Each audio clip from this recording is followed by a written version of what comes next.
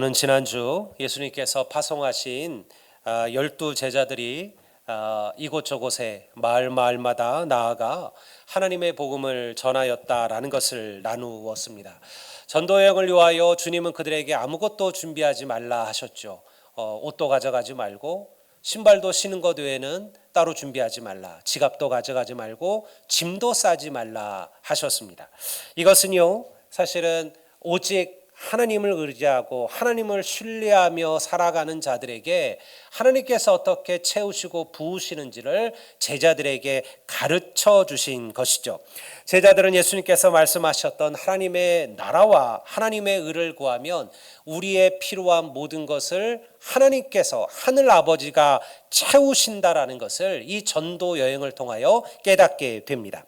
하나님을 의지하며 사는 삶, 여러분, 그것이 바로 오늘 우리가 붙들고 살아가야 될 믿음의 삶임을 믿으시기를 바랍니다.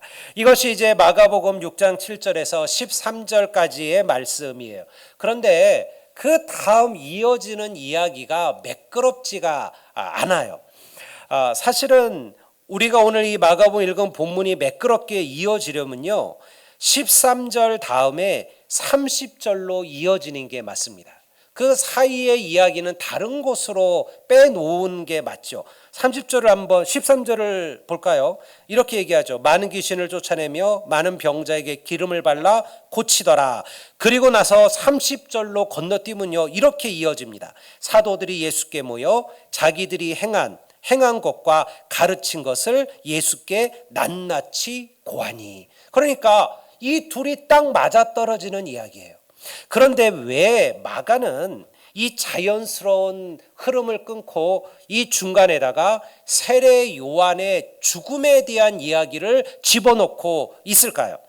복음서에 의미 없는 말씀은 없습니다. 분명히 마가가 이 얘기를 통해서 하고자 하는 메시지가 이곳에 있다라는 것이죠.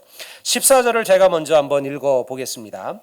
이에 예수의 이름이 드러난지라 헤로드 왕이 듣고 이르되 이는 세례 요한이 죽은 자 가운데서 살아났도다. 그러므로 이러한 능력이 그에게서 일어나느니라 하고, 제자들이 나가서 하나님의 복음을 전할 때 우리가 알고 있는 것처럼 위대한 기적들이 벌어집니다. 귀신들이 쫓겨나가고 병든 자가 일어나는 그런 역사들이 나타나죠. 이 소문이 유대 전역에 불꽃처럼 번져나가기 시작했어요. 한두 명도 아니고요, 12명이 도시마다 마을마다 다니면서 이러한 기적들을 행하였으니 여러분, 이 소문이 나지 않을 리가 없지요. 그것을 보면서 사람들이 무슨 생각을 했을까요? 도대체 예수라는 사람이 누구냐? 그의 제자라는 자들도 이러한 기적과 역사를 행한다면 그들이 선생이라 부르고 주라고 부르는 그 예수는 도대체 어떠한 능력을 가진 분이실까? 도대체 그분은 어떠한 분이시냐? 제자들을 통해서 예수가 행하셨던 위대한 기적과 역사들이 유다와 이 예루살렘 전역에 퍼져나가기 시작을 했습니다. 그런데요, 이 얘기를 누가 듣게 됩니까? 당시 유대를 다스리던 권력자 헤롯 왕의 귀에 들어가기 시작한 거예요. 그리고 이 얘기를 들은 헤롯은요, 두려움에 떨기 시작합니다. 내가 빼어 죽였던 그 세례 요한이 다시 살아났구나. 바로 그가 이 예수가 되었구나. 예수로 다시 살아났구나. 이 마음이 이 헤롯 왕의 마음에 들기 시작한 것이죠. 헤롯이 민중들의 지지를 받던 이 세례 요한을 왜 죽였는지에 대해서는 제가 다음 주에 말씀을 나누려고 합니다. 오늘은요, 도대체 마가가 이 세례 요한의 죽음을 왜 여기서 언급하고 있는지, 그리고 그것이 예수 그리스도와 무슨 관계가 있는지를 여러분들과 함께 살펴보려고 합니다. 우리가 마가복음을 시작할 때 마가복음은 누구의 이야기로 처음 첫 장을 열죠? 예수님의 얘기입니까? 세례 요한의 이야기입니까? 세례 요한의 이야기를 해요. 예수님의 얘기를 하려고 마가가 복음서를 썼는데 예수님 얘기를 하는 게 아니라 세례 요한의 이야기를 먼저 시작합니다. 그 이유는 분명해요. 예수님이 누구신가에 대한 마가의 분명한 대답입니다. 예수는 메시아 곧 하나님의 아들이시며 온 인류를 구원할 구원자이십니다. 그런데 구약 성경은요, 예언을 할 때 이렇게 예언했어요. 메시아, 그러니까 구원자가 오시기 전에 누가 먼저 와야 한다? 엘리야가 먼저 와야 된다. 선지자 엘리야와 같은 이가 먼저 와서 메시아 구원자의 길을 준비할 것이다. 그렇게 구약 성경에 얘기하고 있는 거죠. 그래서 마가는요, 세례 요한을 바로 예수님의 길을 준비할 엘리야로서 먼저 이 마가복음에 등장시키고 있는 것이죠. 그래서 그 이후에 나타날 예수님이 바로 유대인들이 그렇게 갈망하고 고대하던 메시아라는 것을 보여주려고 했다라는 것입니다. 동시에 마가가 예수님의 복음이 지금 유대 전역에 불꽃처럼 퍼져나가고 수많은 백성들의 환호를 받는 이 중에 다시 세례 요한의 죽음을 등장시키는 이유가 있어요. 그것은 뭐냐면 장차 예수 그리스도가 받게 될 고난과 환난, 죽음에 대하여 다시 한번 상기시키고 있는 거예요. 예수님은 12제자를 파송한 후 그 분위기가 어떠했을까요? 예루살렘과 유다와 사마리아와 그리고 이 도처에, 갈릴리 도처에 예수가 곧 메시아라는 이야기가 퍼져나가기 시작을 했습니다. 예수를 따라다니는 수많은 무리들이 생겨났죠. 그러니까 주님을 추종하는 그런 팬들이 막 불꽃처럼 나타나기 시작을 했습니다. 갈릴리를 다스리고 있던 헤롯까지 두려워할 정도의 소문이었습니다. 하지만요, 마가는 결국 이 얘기가 어떻게 흘러가게 될지를 알고 있었습니다. 마가복음은 예언서가 아니에요. 우리가 알고 있는 것처럼 무슨 요한계시록이나 다니엘서처럼 복음서는 예언서가 아니에요. 예언서는 아직 일어나지 않은 일들을 하나님께서 보여주셔서 쓰는 것이지만 복음서는 이미 일어났던 일들을 다시 기록하고 있는 것이죠. 그러니까 마가는 사실은 이 복음서를 쓸 때 이 복음서가 어떻게 예수 그리스도의 탄생과 그리고 고난과 죽음과 부활과 그 이야기를 이미 다 알고 있었어요. 그 이후에 이 복음서를 쓴 거잖아요. 마가는요, 예수님을 따라다니며 환호하고 있는 이 무리들이 결코 예수를 십자가에 못 박게 될 것이라는 것을 알고 있었습니다. 여기서 마가가 이 세례 요한의 죽음을 이 부분에 끼워 놓은 이유가 있다라는 거예요.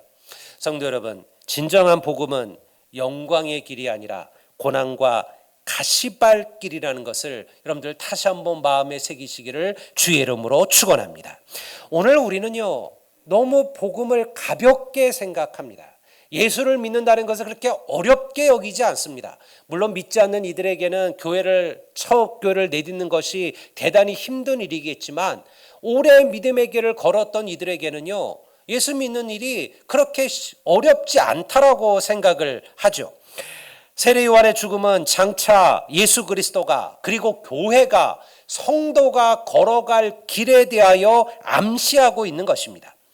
세상이 그리스도를, 복음을, 하나님을 어떻게 대하고 받아들이고 있는지에 대해서 이야기하고 있는 것이기도 합니다. 저는 어린 시절에 세상이 그리스도인들을 존대하고 사랑하고 그리고 귀하게 여긴다라고 생각을 했어요. 저는 항상 교회에서 비록 작은 교회였지만 성도들이 그리고 마을 주민들이 저희 아버지를 얼마나 존경하고 귀하게 여겼는지를 보면서 성장을 했습니다. 그때는 목사님들이 교회 다니는 이들뿐만 아니라 믿지 않는 이들도 목사님을 귀하게 여기고 존귀히 여겼어요. 아직 그때만 해도 대학원을 다니던 일들이 많을 때가 아니잖아요. 그러니까 대학을 마치고 대학원까지 공부하시고 목사가 되신 분들은요, 그 시골에서 상당히 소위 말하는 엘리트일 수밖에 없었죠. 그것을 떠나서 사람들은 그래도 성직자, 내가 교회를 안 다녀도 하나님을, 신을 섬긴다는 분, 그런 분들에 대한 두려움과 또 존경심을 가지고 있었다라는 것이죠. 물질적으로야 어렵고 힘들었지만요, 그래도 성도들은 목회자들을 귀하게 여겼습니다. 항상 가장 귀한 것, 가장 좋은 것은 목사님께 먼저 드리곤 했습니다. 여러분, 그게 무슨 명품 가방, 뭐 금두꺼비 이런 게 아니에요. 그냥 집에서 옥수수 삶으면 가장 맛있게 잘 삶아진 거, 그거는요 아이들을 들려서 목사님 집으로 보냈습니다. 여러분들 감자를 수확하면요 그중에 여러분들 가장 좋은 거, 알이 굵은 거, 그거 골라서 목사님께 목사님 집에 먼저 갖다 드리고는 했습니다. 뭐 부친 게 부쳐도요 항상 우리 교회 성도님들, 권사님들을 보면 뭘 하든 처음에 부친 것은 따로 띄어서 목사님께 갖다 드렸죠. 그게 그렇게 큰 돈이 들어가는 일은 아니었지만요, 그렇게 그들이 목회자를 존중하고 사랑했다라는 거예요. 저는 그것이 세상이 교회와 성도를 보는 눈인 줄 알았어요. 그런데요, 제가 대학을 가고 믿지 않는 사람들을 만나고 세상 속에 살아가면서 세상이 얼마나 교회를, 복음을, 하나님을, 성도들을 그리고 우습게 여기고 함부로 여기고 가볍게 여기는지를 알게 되었어요. 예수님께서 세상이 세례 요한을 어떻게 대하였는지에 대하여 말씀하시는 구절이 우리 마가복음에 나옵니다. 9장 13절 말씀을 한번 볼까요? 다 같이 한번 읽어보겠습니다. 다 같이 읽겠습니다. 그러나 내가 너희에게 이르노니 엘리야가 왔으되 기록된 바와 같이 사람들이 함부로 대우하였느니라. 사람들이 세례 요한을 어떻게 대우하였다고요? 함부로 대우하였다라는 거예요. 이게 예수님께서 말씀하신 이야기입니다. 여기서 이 엘리야는요 세례 요한을 지금 가르치고 있는 단어입니다. 동시에 이것은요 세상이 앞으로 그리스도를, 예수님을, 그리고 교회를, 하나님의 백성을 이렇게 대할 것이라고 암시하고 있는 것이나 마찬가지예요. 함부로 대한다라는 것이 무슨 의미일까요? 가끔 이제 교회 어떤 그 분란들이 일어나는 것들이 그 영상에 나올 때들이 있어요. 저는 그때 참 보면서 가슴이 아파요. 그러니까 성도들이 뭐가 문제가 생겨서 성도들이 나눠지고 갈라지게 되어 둘로 싸우게 됩니다. 근데 교회인데 세상보다 못한 교회의 모습이 그곳에 있어요. 서로에게 이런 욕 저런 욕 별력들을 다 해댑니다. 교회 안에서, 예배당에서 목사님에게 이놈 저놈 이 새끼 저 새끼 그렇게 부르면서 목회자들을 비난하고 욕을 하기도 하죠. 여러분, 사실은 안타까운 것은 세상만 그렇지 않습니다. 오늘 하나님을 주로 섬긴다는 우리들도 하나님을, 그리고 교회를, 성도를 너무나도 복음을 가볍게 여기고 살아간다라는 것이에요. 여러분, 세상은요 복음의 가치를 깨닫지 못합니다. 여전히 그들은 하찮게 여깁니다. 세례 요한의 죽음을 보면요 세상이 그를 어떻게 취급했는지를 알 수가 있습니다. 그의 목숨은요 한 여자아이의 음란한 춤보다 못했습니다. 부정한 여인 헤로디아의 딸 살로메의 춤 하나로 세례 요한의 목이 잘렸어요. 선지자라 불리던 그 세례 요한이요 한 여자아이가 춘 춤 하나, 그 춤 하나 때문에 그의 목이 잘리는 일이 발생했다라는 것이죠. 요단강에서 수많은 백성들에게 세례를 베풀고 그리고 회개의 말씀을 선포했던 선지자 세례 요한의 죽음이 그와 같이 하찮았다는 거예요. 그가 무슨 복음을 전하다가 혹은 권력자와 맞서 싸우다가 그렇게 죽은 게 아니에요. 한 아이의 그 춤 하나, 그 춤 때문에 던진 약속 한마디 때문에 그의 목이 잘려나간 거죠. 세상이 그를 함부로 대했다라는 겁니다. 마가가 지금 왜 이야기를 하고 있을까요? 장차 세상이 그리스도를, 복음을 대하는 모습이 그러할 것이다라는 것을 말씀하고 있는 겁니다. 오늘날 한국교회가 교회를 바라보는 모습이 그러합니다. 하나님을 모르는 자들이 그리스도인을 평가하는 것이 그러하다라는 거예요. 예수의 죽음도 그러했습니다. 수많은 기적을 행하시고요, 그리고 말씀을 가르치시고 율법학자들과 서기관들한테조차 여러분들 그들을 놀랍게 하는 말씀을 전하셨던 그 예수님을 세상은요 십자가에 못 박아 죽입니다. 그에게 침을 뱉고 그를 조롱하고 그의 옷을 벗겼습니다. 주님을 세상이 함부로 대하였다라는 거예요. 지금 예수님은요 제자들을 마가는 이 책을 읽고 있는 독자들에게 이야기하는 거예요. 지금 제자들이 나가서 막 복음을 전했더니 귀신이 쫓아나가고 병든 자가 고침을 받고 막 역사가 나타나는 거예요. 그러니까 사람들은 복음이 그러한 줄 알아요. 복음이 그러한 능력과 기적과 승리만 있을 것이라 생각하는 거예요. 그렇지 않다라는 거예요. 너희들이 진짜 복음 안에 살아가게 되면 너희들도 세례 요한처럼 예수님처럼 그런 고난과 환난을 감당하고 인내해야 된다는 것을 말씀하시는 거죠. 우리가 착하고 선하게 살면 세상도 우리를 그렇게 인정해주고 존대할까요? 우리가 세상에서 누구 말처럼 겉옷을 달라 그러면 속옷도 주고 또 오리 가자 그러면 심리도 가주고 왼밤을 치면 오른밤도 돌려대고 이러면요 세상 사람들이 참 당신은 진짜 그리스도인입니다 이렇게 생각할까요? 안 그렇다는 거예요. 세상은요 그렇게 복음을 존대히 여기지 않습니다. 여전히 세상은 우리를 함부로 대할 겁니다. 여러분 그래서 복음의 길은 자기의 십자가를 지고 날마다 자기를 부인하며 주님을 따라가는 삶이라고 말씀하고 있는 거예요. 여러분 전도가 어렵습니다. 우리가 새생명 초청주의를 하고 여러분들에게 계속해서 배신자를 이야기하지요.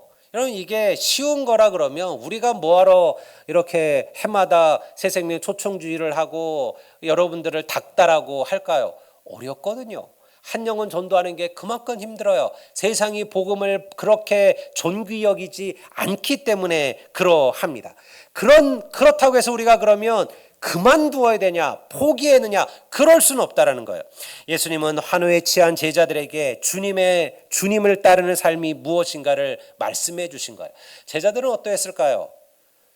예수님만 행하던 기적들이 자기를 통하여 막 나타나기 시작했어요. 그들이 나가서 복음을 전했더니 병든 자가 막 일어나는 거예요. 아픈 자들이 자리에서 일어나고요. 그리고 귀신 들린 자들, 악한 영에 잡힌 자들이 그 영이 쫓겨나가는 것을 그들의 눈으로 보았어요. 야, 놀랐구나. 예수를 따르는 삶이 이런 거구나. 우리가 주님을 붙들기만 하면 우리도 이러한 역사와 기적 가운데 우리가 칭송받으며 살겠구나. 그들이 가는 곳마다 수많은 사람들이요 예수의 제자들을 칭송했습니다. 그들을 귀히 여기고 존대히 여겨주었습니다. 그런데요 주님은 그렇게 얘기하지 않는 거예요. 야, 복음은 세례 요한의 삶일 거라는 거예요. 앞으로 너희들이 걸어가야 될 길은 세례 요한의 길일 것이다. 그렇게 말씀하는 것이죠. 여러분들 그 길은요 세례 요한처럼 빛도 없이 주님의 길을 예비하며 믿음의 길을 걸어가는 것입니다. 혹시 어쩌면 생명을 걸어야 되는 길인지도 모릅니다. 세상이 함부로 우리를 대할지라도 그럼에도 우리는 세상을 사랑하며 그들을 위하여 섬겨야 되는 길입니다. 이것이 우리가 걸어가는 복음의 길이고 믿음의 길이에요. 마가가 이 복음서를 쓸 때 교회는 점점 어려움에 처해져 가고 있었습니다. 예수의 죽음과 부활과 승천을 보았던 이들은요 하나둘씩 세상을 다 떠나고 있었습니다. 제자들도 순교했습니다. 로마 제국의 박해는요 점점 더 심해지고 있었습니다. 목숨을 걸고 그리스도인이 되었는데요 예수를 섬겼는데요 상황이 그리 달라지지 않는 거예요. 예수 믿으면 복 받는다 그랬고 예수 믿으면 잘 된다 그랬고 예수 믿으면 병 낫는다 그래서 내가 예수를 믿었는데요 오히려 예수를 믿으면 믿을수록 고난과 환난이 더 깊이 그들에게 찾아오기 시작했어요. 이것이 마가가 이 복음서를 쓸 때 교회의 환경이었습니다. 우리도 그럴 때가 있잖아요. 이 정도 기도하고 이 정도 충성하고 이 정도 봉사하면 그래도 하나님 나를 위해서 뭔가 해주셔야 되는 거 아닙니까? 내 길이 좀 열려야 되는 거 아닙니까? 하나님 내게 복 주셔야 되는 거 아닙니까? 왜 그리스도인이라는 삶이 점점 힘들고 어렵고 버거울까요? 내게도 제자들처럼 귀신을 내어 쫓고 병든 자를 고치는 그런 능력 정도는 부어주셔야 되는 거 아니겠습니까? 어쩌면 오늘도 많은 성도들이 이러한 절망에 빠져 살아갑니다. 우리는 주님을 믿지만요 여전히 우리는 힘들어요. 저는 예수 믿는 이들 가운데 교회 나오는 게 너무 힘들다라는 이들이 있어요. 그렇다고 해서 교회를 안 나오시지는 않아요. 근데 행복하지 않다라는 거예요. 예수 믿는 게 버겁고 어렵다라는 거예요. 근데 여러분, 당연한 겁니다. 그게 당연해야 한다라는 것이죠.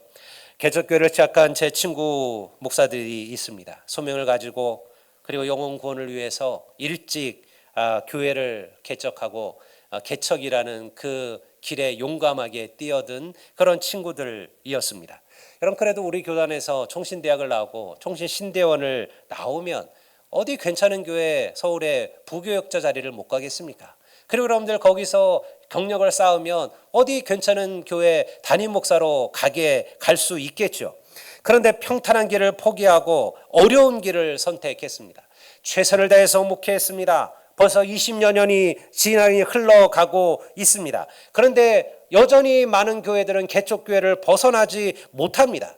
열심히 하지 않은 것이 아닙니다. 그가 수고를 다하고 힘을 다하여 노력을 다했어요. 매일같이 나가서 전도했습니다. 시장에서, 그리고 여러분들 길거리에서 전도지를 나눠주고 그리고 예수의 복음을 전했습니다. 그런데요, 누구도 그 전도지를 받으려 하지 않는다라는 거예요.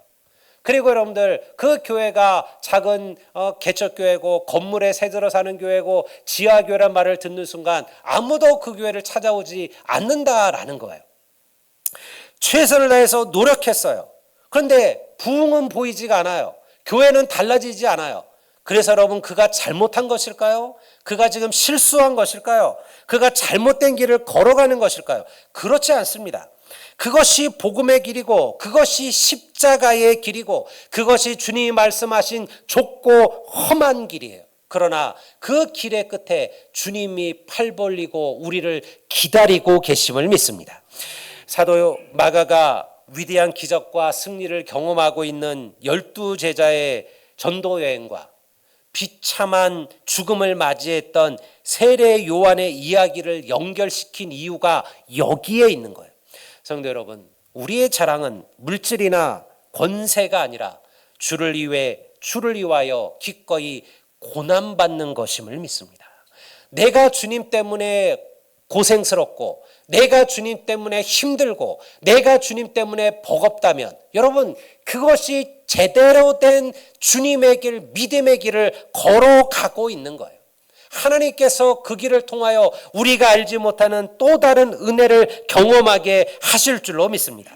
여러분, 세상이 우리를 함부로 대하고 있다고 느끼신다면 혹은 세상이 우리의 믿음을 가볍게 여기신다면 여러분, 그 길은요, 틀린 길이 아닙니다. 옳은 길을 걸어가고 있는 거예요. 오늘 우리가 고백하는 영생, 천국, 소망, 희생, 섬김, 여러분, 이런 단어는 세상이 좋아하지 않는 단어입니다. 세상 그것들을 조롱하고 우습게 여기고 천대합니다. 여러분, 우리가 나가서 겸손하게 사람들을 대하고 그리고 겸허하게 자기를 낮춘다면 사람들이 우리를 존귀히 볼까요? 아니요, 우습게 봅니다. 우습게 봐요. 그러니까 참 이상하죠. 여러분, 그래서 목회자들도 그런 얘기들 우리가 할 때가 있어요. 목사님들 가운데도 성격 불같고 성도들에게 막 그냥 혼내고 막 야단치고 막 이런 분들도 계셔요. 그러면요, 성도들은 그들의 말을 잘 듣습니다. 근데 목사님이 좀 부드럽게 얘기하고 편안하게 얘기하면요, 별로 그 말을 들으려고 하지 않아요. 세상도 그렇습니다. 우리는 그렇게 훈련이 돼 있어요.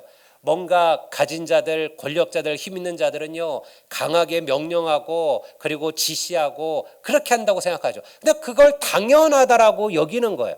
여러분, 어떤 사람이 자기를 낮추고 자기를 겸허하게 자기를 섬기고 누군가를 위해 자기를 희생하는 자라면 사람들은 그를 귀히 여기보다는 그가 능력이 없고 그가 부족하고 그가 뭔가 힘이 없고 그가 가진 것이 없어서 저러하다라고 생각한다라는 것이죠. 근데 복음은 그렇지 않습니다.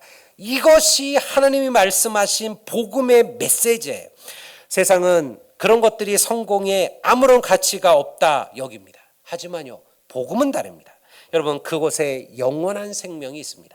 세상이 교회를, 복음을 함부로 대한다고 낙담하실 필요 없습니다. 여러분, 이제 나가셔서 이제 앞으로 한 두어 주 또 태신자들, 여러분들 마음에 품고 있는 분들에게 전도하실 거 아닙니까? 그들이 마음을 열고 그냥 내가 전하는 메시지를 잘 받아들여 주면야 얼마나 좋을까요? 근데 여러분들 안 그럴 수 있을 겁니다. 오히려 그거를 하찮게 생각하고요, 그거를 가볍게 여길 수도 있을 겁니다. 근데 여러분들 그것 때문에 낙심하실 필요는 없습니다. 그렇다고 해서 보석이, 복음이 빛을 잃지는 않기 때문에 그러합니다. 우리는 물을 거스러 올라가는 배를 탄 인생들입니다. 세상을 거스러 올라가는 것은요, 쉽지 않습니다. 남들처럼 살아가면 쉬워요. 그냥 남들처럼 물 흘러가는 대로 있으면요, 노젓지 않아도 배는 저절로 흘러가게 마련이죠. 그러나 강을 거슬러 올라가는 것은 쉬운 일이 아닙니다. 그건 물결을 거스르는 일입니다. 여러분들 쉼없이 노를 젓고 쉼없이 애써야 하는 일입니다. 그런데 그것이 복음입니다. 복음은 세상을 거슬러 가는 일이에요.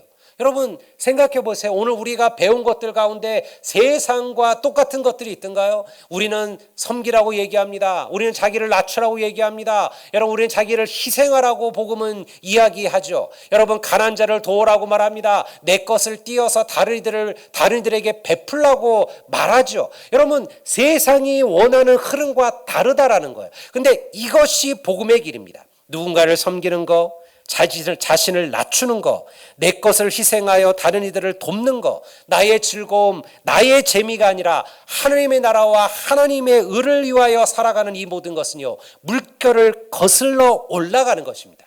세상은 대접받기 원합니다. 자기를 높이기를 원합니다. 다른 이들보다 항상 내가 우선입니다.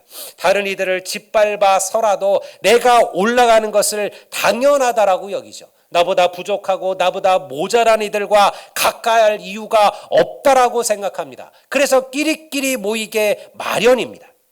이런 세상 속에서 믿음을 가지고 사는 것이 어찌 쉬운 일일까요? 이것이 어찌 어렵지 않을까요? 어찌 기도 없이 말씀 없이 이 길을 걸어갈 수가 있을까요?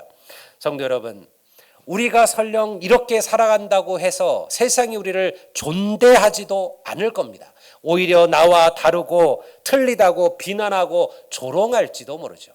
오히려 그래서 요즘은 예수 믿는 이들이 세상에 조롱을 당합니다. 우리를 어리석다 말하고 바보스럽다 얘기하는 이들도 있습니다. 그럼에도 우리는 이 길을 걸어가야 합니다. 여러분, 이 길이 주님께서 나를 위하여 먼저 걸어가신 길임을 믿으시기를 바랍니다. 설교를 준비하며 사실은 제 마음도 무겁습니다. 저도 성도들에게 항상 좋은 얘기, 축복 이야기, 잘 된다는 이야기만 하면 얼마나 좋을까요? 차고 넘치는 열매에 대한 얘기를 하면 얼마나 좋을까요? 근데 여러분 그것은 진짜 복음이 아닙니다. 진짜 복음은요, 고난받으시는 길입니다. 죽도록 충성하는 것입니다. 하나님을 위하여 여러분들 내 것을 포기하는 것입니다. 그렇게 되기 위하여 우리가 지금 노력하고 애써야 하는 길입니다. 그러나 여러분 언젠가 우리가 주님 앞에 서는 그날 주님께서 우리의 모든 수고, 우리의 눈물을 알아주시고 닦아주실 것임을 믿습니다. 오늘 우리의 고난이 장차 수많은 그리스도인들에게 빛이 되고 길이 될 것입니다. 그러니 성도 여러분, 우리의 수고는 하나님이 기억하십니다. 우리의 눈물은 하나님이 알고 계십니다. 언젠가 주님 앞에 서게 되는 그날, 여러분 주님은 우리를 잘하였다 칭찬하여 주실 것임을 믿습니다. 이 은혜의 말씀을 붙들고 흔들림 없이 하나님의 말씀으로 세상 속에 나아가고 그 세상 속에서 살아가시는 우리 모두가 되시기를 주의 이름으로 축원합니다.